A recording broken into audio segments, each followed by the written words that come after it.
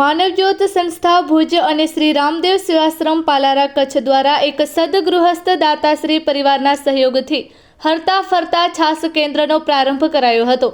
ભીડગેટ વિસ્તારમાં યોજાયેલા કાર્યક્રમમાં સંસ્થાના અધ્યક્ષ શ્રી પ્રબોધ મુનવરે જણાવ્યું હતું કે ઉનાળાની કાળઝાળ ગરમીમાં જરૂરતમંદ લોકો તથા શ્રમજીવી વર્ગને દરરોજ નમક જીરા બરફવાળી સ્વાદિષ્ટ ઠંડી છાસ પીવડાવવામાં આવશે।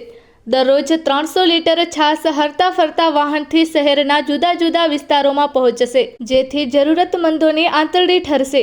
પ્રથમ મહિને જય જલારામ બાપાના નામે એક સદગૃહસ્થ, બીજા મહિને જય શ્રી સ્વામિનારાયણ જય શ્રી કૃષ્ણના નામે એક સદગૃહસ્થ તેમજ ત્રીજા મહિને વિવિધ દાતાશ્રીઓના સહયોગથી આ છાસ કેન્દ્ર ચાલશે।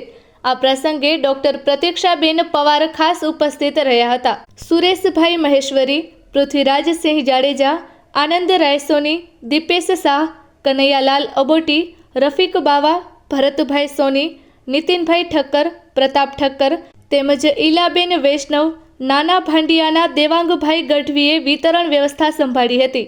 આભાર દર્શન શંભુભાઈ જોશીએ કરેલ।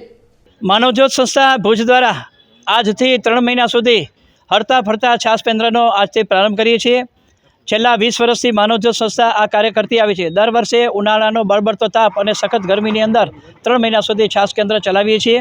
આજે ગુરુવાર જલારામ બાપાનો દિવસ અને એક જલારામ ભક્ત કે જેમને મનમાં એક વિચાર આવ્યો કે 1 મહિના સુધી આપણે માનવજ્યોત સંસ્થાના સહકારથી જુદા જુદા વિસ્તારોમાં જરૂરતમંદોને છાસ પીવડાવીએ અને આંતરડી ઠારીએ।